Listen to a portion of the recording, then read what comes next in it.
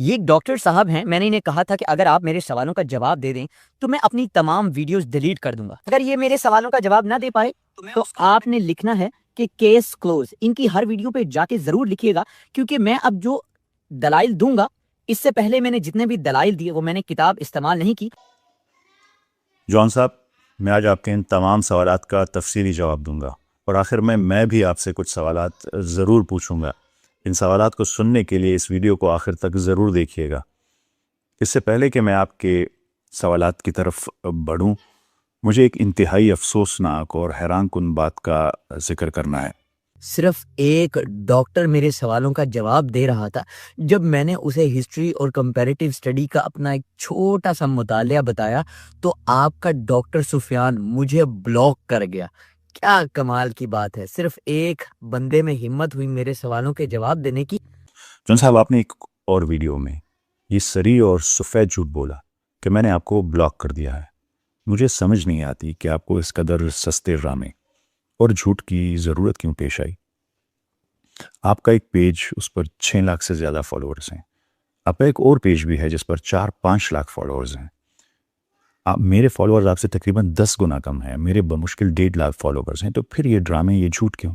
میں جانتا ہوں کہ آج کل لوگ علم اور سنجیدہ تحقیق سے بھاگتے ہیں اور انہیں سنسنی، ڈرامہ اور جھوٹ پسند ہے۔ شاید آپ اپنی فالوئنگ اور ویوز بڑھانے کے لیے سب کر رہے ہیں، پر میں یہ ڈرامے نہیں کرتا۔ مجھے ویوز یا فالوورز کی کوئی پرواہ نہیں۔ میں تو پوری دیانتداری سے، صدقے دل سے آپ کی رہنمائی کرنے کی کوشش کر رہا تھا کہ شاید آپ لوٹ آئیں، لیکن آپ نے حق کی تلاش کی بجائے منافقت اور جھوٹ کا راستہ چنا۔ میں نے آپ کو کبھی بلاک نہیں کیا، یہ کھلا جھوٹ ہے۔ میں نے اپنی زندگی میں بے شمار ایتھیسٹ سے علمی گفتگو کی ہے، لائف سیشن کیے ہیں، ڈیبیٹ کیے ہیں، لیکن میں نے آج تک کسی میں اس درجے کی منافقت اور جھوٹ نہیں دیکھا۔ آپ کو اپنے اس جھوٹ پر سرعام معافی مانگنی چاہیے۔ جون صاحب، سچ کہوں تو آج آپ نے میری نظروں میں اپنا رہا علمی وقار مکمل طور پر کھو دیا ہے۔ آپ میری نظروں میں گر چکے ہیں۔ خیر، اب آتے ہیں آپ کے سوالات کی طرف۔ آپ نے اپنی پچھلی ویڈیوز میں جو سوالات پوچھے تھے انہیں پہلے ہی مکمل طور پر اور لاجیکل، منطقی انداز میں بے نقاب کر چکا ہوں۔ آپ نے سرعام وعدہ کیا تھا کہ اگر ان سوالات کے جوابات مل گئے تو آپ اپنی تمام ویڈیوز ڈیلیٹ کر دیں گے، سجدے میں گر جائیں گے۔ جوابات تو مل گئے، لیکن آپ اپنا وعدہ پورا کرنے میں مکمل طور پر ناکام رہے۔ منافقت کی آپ نے، سچائی کو قبول کرنے کی بجائے آپ نے پیندرا بدلا اور سوالات کا ایک بالکل نیا پلندہ لیا ہے۔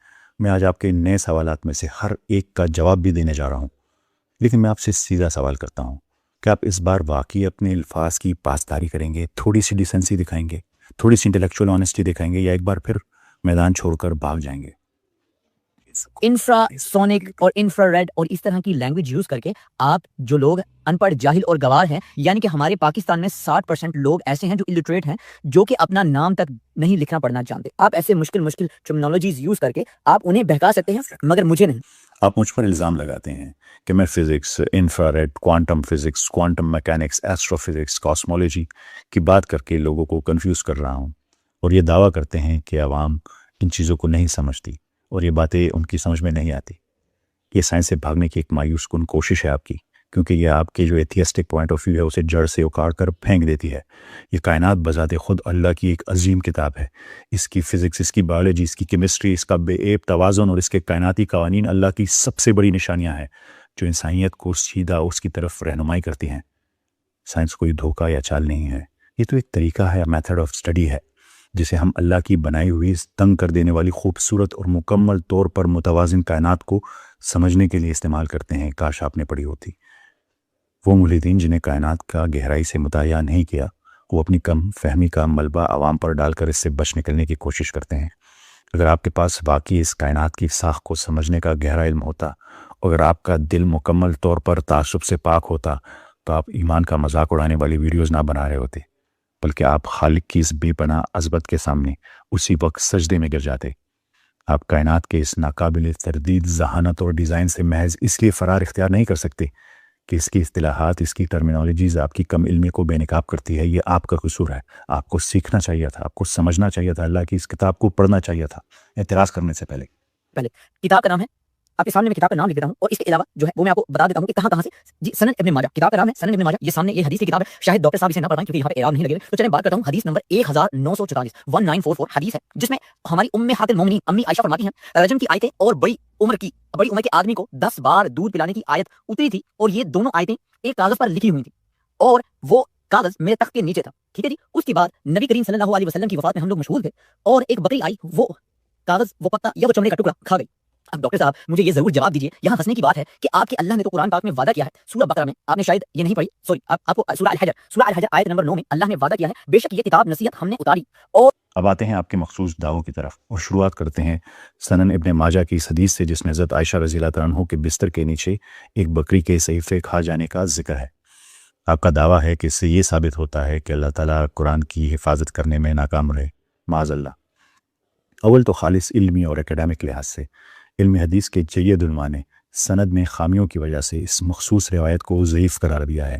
اس کی سند میں محمد بن اسحاق شامل ہے جو مدلس ہیں، یعنی روایت میں واسطے چھوڑ دینے والے ہیں، اور انہوں نے اس مخصوص روایت کو انا یعنی یہ واضح کرنے کی بجائے کہ انہوں نے براہ راست سنا، محض ان یا سے کہہ دیا کہ اس سے سنا اس سے سنا بیان کیا، لہٰذا یہ کوئی بھی قابل اعتماد متن نہیں ہے۔ قرآن کریم کو کسی بستر کے نیچے چھپے ہوئے کاغذ کے ایک واحد کمزور ٹکڑے کے طور پر محفوظ نہیں کیا گیا جوان صاحب، بلکہ اسے تو تباتر سے ماس ٹرانسمیشن کے ذریعے ہزاروں لاکھوں حفاظ کے سینوں میں اور متعدد تحریری نسخوں کی صورت پر محفوظ کیا گیا ہے آج تک۔ سورہ ہجر کی جو آیت ہے اس میں جو پیغام ہے حفاظت کا، اللہ کا وعدہ دراصل الہامی وحی کو تحریف سے بچانے کا وعدہ ہے۔ یہ اس چمڑے یا کاغذ کے ہر اس ٹکڑے کو فزیکل طور پر طبی یا مادی لحاظ سے لازوال بنانے کا کوئی وعدہ نہیں ہے، بلکہ قرآن کریم کی حفاظت ہے۔ اگر آپ آج قرآن کی کسی بھی نسخے کو جلا بھی دیں تو آپ نے قرآن کو تباہ نہیں کیا، آپ نے صرف ایک کاغذ کو جلایا ہے۔ اس کی حفاظت اللہ تعالیٰ کے ذمے ہے۔ یعنی بقرہ کی آیت نمبر 106 میں لکھا ہے ہم جس آیت کو چاہتے ہیں منسوخ کر دیتے ہیں اور اسے فراموش کر دیتے ہیں اور اس کے بدلے بہتر وہی یا آیت بھیج دیتے ہیں۔ کیا تم نہیں جانتے خدا ہر بات پر قادر ہے؟ اب مجھے بتائیں کہ جس قرآن کا ذمہ اللہ نے لے رکھا ہے وہ آیتیں منسوخ کیسے کرتا ہے اور پھر نئی آیتیں کیسے؟ اس کے بعد آپ نے سورہ بقرہ کی آیت نمبر 106 میں نسخ کے تصور کا ذکر کیا اور یہ دعویٰ کیا کہ اس کا مطلب ہے یہ کہ خدا سے غلطیاں ہوتی ہیں، نعوذ باللہ۔ ایک بار پھر غلط، جھوٹ، منافقت۔ نسخ دراصل الہامی قانون کا بتدریج اور مرحلہ باز نفاذ ہے، کسی غلطی کی اصلاح نہیں۔ 23 سال کے عرصے میں ایک نئی تہذیب کو بنیاد سے تعمیر کیا جا رہا تھا۔ جب ایک ڈاکٹر مریض کی بدلتی ہوئی حالت کے پیش نظر مختلف دوائیں تجویز کرتا ہے تو ڈاکٹر خود اپنی ہی بات کی تردید نہیں کر رہا ہوتا، بلکہ وہ عین صحیح وقت پر عین صحیح علاج کر رہا ہوتا ہے، بالکل ویسے ہی جیسے شراب کو بتدریج حرام کیا گیا، روکا گیا، ختم کیا گیا۔ قرآن کریم کی حفاظت کا مطلب اس کی آخری مکمل اور کامل شکل کو پوری انسانیت کے لیے محفوظ کرنا ہے، نہ کہ یہ کہ ٹوٹی پھوٹی اور بیمار معاشرت کا علاج کرنے کے لیے استعمال ہونے والی عارضی اور ارتقائی قوانین کو منجمد کرنا۔ یہ ایک ذریعہ ہے۔ آپ کو یاد ہوگا شیطانی آیتیں، یہ تو یاد ہوگا نا، لات منات تا عزا اونچی درجے کی دیویاں ہیں، تم چاہو تو ان سے کچھ مانگ بھی سکتے ہو اور یہ تمہاری بخشش کا ذریعہ بھی ہو سکتی ہیں۔ اور آپ کو ڈاکٹر صاحب یہ بھی پتا ہوگا کہ کس نے جا کے وہاں پہ سجدہ کیا تھا اور پھر کفار مکہ یعنی کہ قریش والے خوش ہو گئے تھے اور پھر 8 سال کے بعد اس آیت کو منسوخ کر دیا گیا تھا۔ پھر آپ نے بڑے اعتماد کے ساتھ نام نہاد شیطانی آیات کا حوالہ دیا اور دعویٰ کیا کہ مشرکوں کے بتوں کی تعریف کرنے والی آیات پہلے قبول کی گئی ہیں اور پھر منسوخ کر دی گئی ہیں۔ اس سے ثابت ہوتا ہے کہ آپ نے مستند اور معتبر کتابیں پڑھی ہی نہیں ہیں۔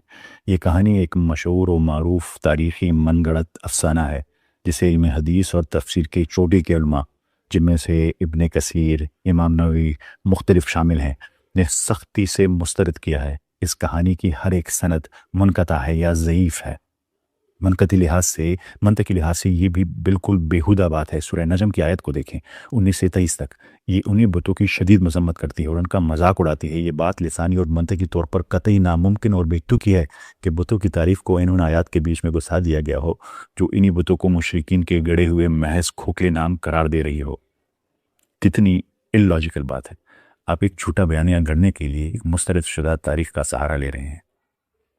گیا تھا اور کعبہ کی توڑ پھوڑ کے بارے میں تو واقعہ ہرا تو آپ نے پڑھا ہوگا جہاں پہ مسجد حرام میں گھوڑے باندھے گئے تھے، گھوڑوں نے پیشاب کیا تھا اور لیدیں کی تھی، تو اس وقت آپ کے اللہ نے کیسے گھوڑوں کو یہ اجازت دی، کیسے غلاف کعبہ جو ہے وہ جلایا گیا، کیسے 700 صحابہ کرام کے منہ پہ تھپڑے مارے گئے، ان کو قتل کیا گیا، 1000 سے زیادہ عورتیں جن خانہ کعبہ پر حملوں اور کراتنا کے حجر اسود چرانے کی طرف اشارہ کیا۔ آپ دراصل برائی کے فلسفے سے پرابلم آف ایول کہتے ہیں کا اطلاق فن تعمیر یعنی عمارت پر کر رہے ہیں۔ کعبہ پتھروں سے بنا ایک مادی ڈھانچہ ہے، یہ ہمارا قبلہ ہے، خدا کی ذات نہیں۔ آئیے میں آپ کو ہمارے ایمان کی ایک گہری حقیقت سکھاتا ہوں۔ نبی کریم صلی اللہ علیہ وآلہ وسلم نے ایک بار خانہ کعبہ کی طرف دیکھ کر فرمایا تھا کہ اگرچہ تیری حرمت بہت زیادہ ہے، لیکن اللہ کی نظر میں ایک انسانی جان، ایک مومن کی خون اور دل کی حرمت کعبے سے بھی زیادہ ہے۔ پھر بھی ہر روز انسان اپنے ارادے اور اختیار کا استعمال کرتے ہوئے دوسرے انسانوں کو دکھ دیتے ہیں، جیسے آپ نے مجھ پر جھوٹا الزام لگایا بلاک کرنے کا، اور پاکیوں پر ظلم کرتے ہیں اور ان کے دل توڑتے ہیں۔ اللہ دنیا میں ایسا ہونے دیتا ہے کیونکہ یہ زندگی ارادے، فری ول اور اختیار کا ایک امتحان ہے۔ اگر لوگوں کو، ان انسانوں کو نقصان پہنچانے کا اختیار دیا گیا ہے جن کی حرمت زیادہ ہے کعبہ سے، تو یقیناً ان کے پاس ایک پتھر کی عمارت کو نقصان پہنچانے کا اختیار بھی موجود ہے۔ خانہ کعبہ کو پہنچنے والا کوئی مادی نقصان اس کی روحانی حقیقت کو، اس کی روحانی قدر و قیمت کو کبھی ختم نہیں کر سکتا، نہ کم کر سکتا ہے۔ یہی وہ اصل وجہ ہے جس کے لیے روز قیامت مقرر ہے، ایک ایسا دن جہاں ہر ظلم کو، چاہے اس نے کسی انسانی جان کو نقصان پہنچایا ہو یا کسی مقدس مقام کی بے حرمتی کی ہو، سخت اور حتمی احتساب سے گزرنا ہوگا۔ کعبہ ہمارے لیے بہت احترام کے لائق ہے۔ ابرہا 700 کا لشکر لے کر آیا، جبکہ آپ کو پتا ہے صحرا میں ہاتھی 3-4 دن کیا ایک ہفتہ بھی نہیں چل سکتے، تو کیسے 200 لیٹر پانی پینے والا ہاتھی آ گیا؟ تو آپ بڑے اعتماد سے دعویٰ کرتے ہیں کہ ابرہا کے ہاتھی صحرا میں زندہ ہی نہیں رہ سکتے کیونکہ وہ روزانہ 200 لیٹر پانی پیتے ہیں۔ آئیے آپ کی جغرافیائی اور تاریخی جہالت سے شروع کرتے ہیں۔ یمن سے مکہ کا راستہ کوئی بنجر اور پانی سے خالی ریت کا میدان نہیں ہے، یہ سلسلہ کوہ سروات کے ساتھ ساتھ چلتا ہے، جس میں قدیم تجارتی راستے، نخلستان اور قابل اعتماد پانی کے ذخائر والی وادیاں موجود ہیں۔ مزید یہ کہ ابرہا اکسوم کی سلطنت کا وائس رائے تھا، جو افریقی جنگی ہاتھیوں کا بہت زیادہ استعمال کرتی تھی۔ ایک بڑی فوج کو منتقل کرنے کے لیے بڑے پیمانے پہ لاجسٹکس، سپلائی چینز اور پانی کی ذخائر کی ضرورت ہوتی ہے، جس کا انتظام ایک بادشاہ قدرتی طور پر کرتا ہے۔ بالکل اسی طرح جیسے مشہور جرنیل آپ نے سنا ہوگا ہنی ویل نے جنگی ہاتھیوں کے ساتھ جمے ہوئے اور برف سے ڈھکے ہوئے پہاڑوں کو کامیابی سے عبور کیا تھا، جو کہ ہاتھیوں کے لیے ایک بالکل اجنبی اور انتہائی ناموافق ماحول تھا۔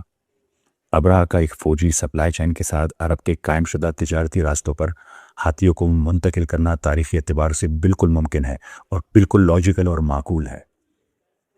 وہ امام حسن کا جو جنازہ تھا اس پر تیر کن لوگوں نے برسائے، اور کون سی اتنی معتبر شخصیت اور ہماری امی جان تھی جو کہ آ کر خچر پہ آئی تھی اور انہوں نے دیکھا کہ نواسہ رسول کی جنازے کے اوپر تیر برسائے جا رہے ہیں اور وہ بھی شامل ہوئی۔ آپ نے ایک بہت پرانا اور پٹا ہوا کھیل کھیلنے کی کوشش کی۔ حضرت امام حسن رضی اللہ تعالیٰ عنہ کے جنازے کے المناک واقعے کا ذکر کیا اور ام المومنین حضرت عائشہ رضی اللہ تعالیٰ عنہ پر تیر چلانے کا جھوٹا الزام لگایا۔ سب سے پہلے آئیے آپ کے تاریخی سیاق و سباق کو، اس شدید کمی کو درست کرتے ہیں۔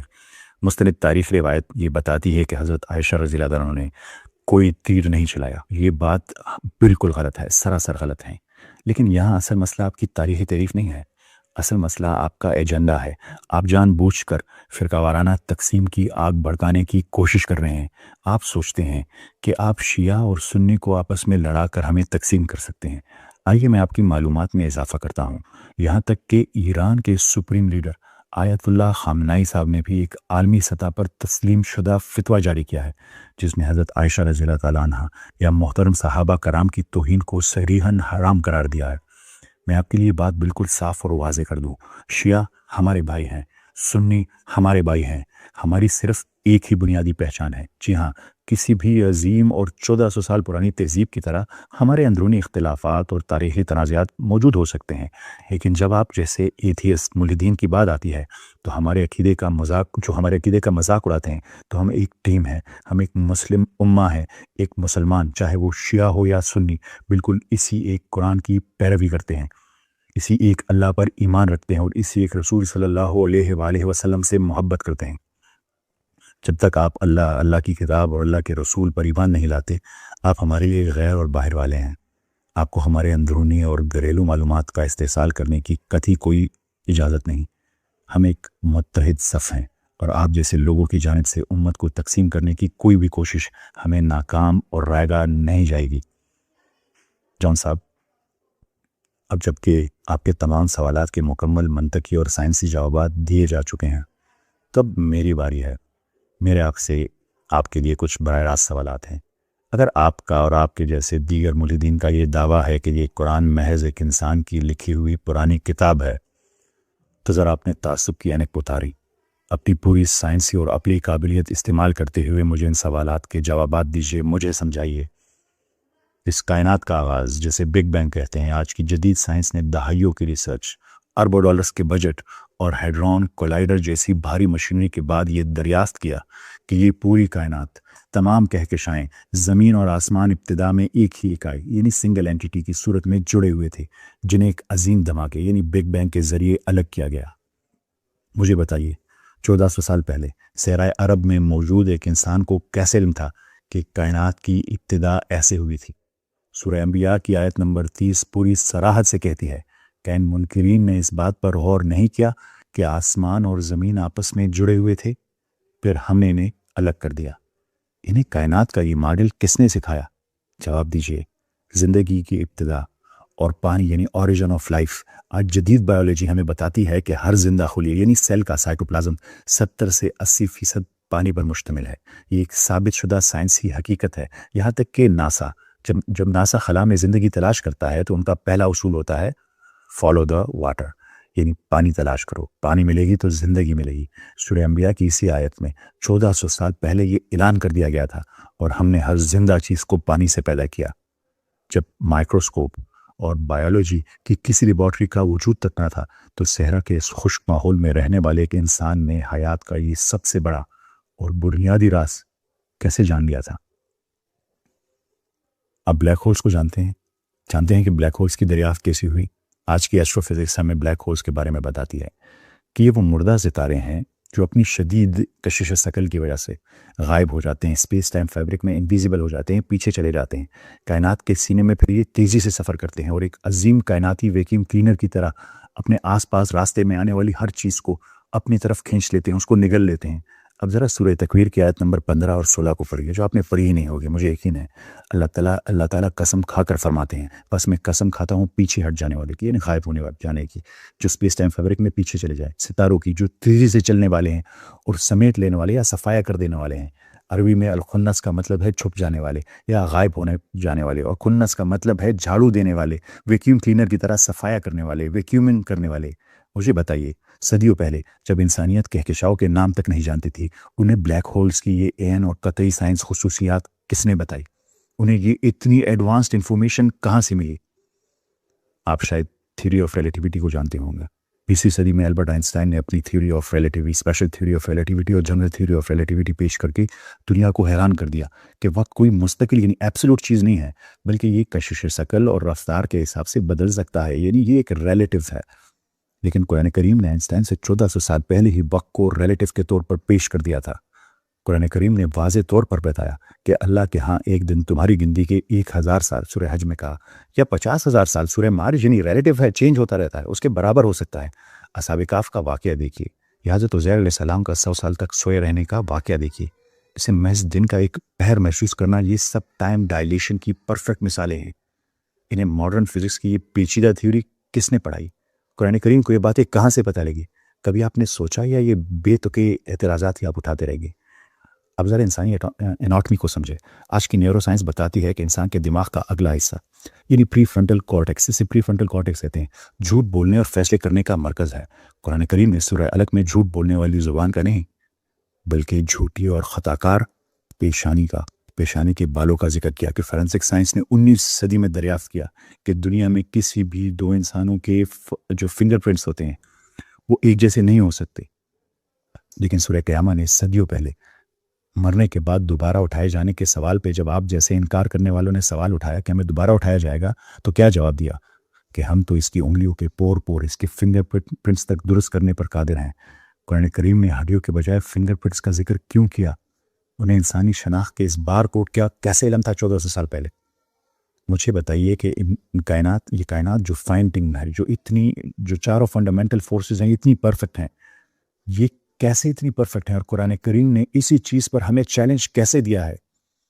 آپ نے کبھی قرآن کریم کے اسٹائلومیٹرک انالیسس کو دیکھا ہے؟ کمپیوٹر آرٹیفیشیل انٹیلیجنس کی مدد سے جو اسٹائلومیٹری ہوتی ہے، الگوریتھم سے اسے چیک کیا ہے؟ جان صاحب یہ محض چند مثالیں ہیں، یہ وہ سائنسی، منطقی اور میتھمیٹیکل حقائق ہیں جن کا آپ اور آپ کے پورے ایتھیسٹک فلسفے کے پاس کوئی جواب نہیں ہے، پر میں آپ کے جوابات کا انتظار کروں گا کہ آپ ان کا جواب مجھے دے سکتے ہیں کہ نہیں۔ میں نے آپ کو آپ کے تمام سوالات کا جواب دے دیا ہے، اب میرے سوالات کا آپ ضرور جواب دیجیے گا کہ اگر یہ کتاب غلط ہے اس کے پاس یہ انفارمیشن کہاں سے آئی؟ آپ کے نام نہاد علمی لبادے کو پوری طرح سے تار تار کر دیا گیا ہے، آپ کی اصولی غلطیاں، کمزور اور من گڑت تاریخی روایت پر آپ کا انحصار اور سائنس سے آپ کا مایوس کن فرار آپ کی اپنی آڈینس کے سامنے پوری طرح بے نقاب ہو چکا ہے۔ آپ بڑے تکبر کے ساتھ آگے آئے تھے اور ایک عظیم الشان عوامی وعدہ کیا تھا کہ اگر آپ کے سوالوں کے جوابات دے دیے گئے تو آپ اپنی ویڈیوز ڈیلیٹ کر دیں گے، سجدے میں گر جائیں گے۔ تو سن لیں، جوابات دے دیے گئے ایک بار پھر 5ویں دفعہ۔ سچائی بالکل صاف، قطعی اور ناقابل تردید ہو کر سامنے کھڑی ہے۔ اب آپ کے پاس جذباتی ہیرا پھیری یا سستے فرقہ وارانہ ہتھ کنڈوں کے پیچھے چھپنے کی کوئی جگہ نہیں، نہ جھوٹ بول کر مجھ پر الزام لگانے کی کوئی جگہ ہے۔ اب یہ دنیا دیکھ رہی ہے کہ آپ کے اندر رتی برابر بھی علمی دیانتداری، انٹلیکچوئل ہونیسٹی باقی ہے۔ اپنی لفظوں کے پکے بنیے، ویڈیو ڈیلیٹ کریں یا پھر انکار کریں اور سب کے سامنے ہمیشہ کے لیے خود پر ایک ایسے دھوکے باز کا ٹھپا لگوا لیں جو اسی سچائی سے بھاگتا ہے جس کا اس نے خود مطالبہ کیا تھا۔ فیصلہ آپ کے ہاتھ میں ہے، لیکن یہ بحث اب ختم ہو چکی ہے۔ اپنا وعدہ پورا کریں، کیس کلوزڈ۔ اور میرا تمام ان لوگوں کے لیے پیغام ہے، تمام مسلمانوں کے لیے، یہ آپ کے ذہن میں صرف وسوسہ ڈالنا چاہتا ہے۔ اپنے ایمان کو، اپنے علم کو، اپنے دل کو، اپنے یقین کو اتنا مضبوط کریں کہ اس جیسے ہزاروں بھی آ جائیں تو اس پر کوئی اثر نہ ڈال سکے۔ اس کا کام فرقہ پرستی ہے۔ شیعہ ہمارے بھائی ہیں، سنی ہمارے بھائی ہیں۔ ہر وہ شخص جو اللہ کو، اللہ کے رسول کو، اللہ کے آخری پیغمبر کو، اللہ کی کتاب کو مانتا ہو، اور اس کو کبھی بھی ان جیسے لوگوں کے کہنے پر آپس میں تضاد تنازعات مت بنائیے گا، اور ان جیسے لوگوں کے فتنے سے، شر سے اللہ ہم سب کو محفوظ رکھے، آمین۔ آپ سب کا بہت شکریہ۔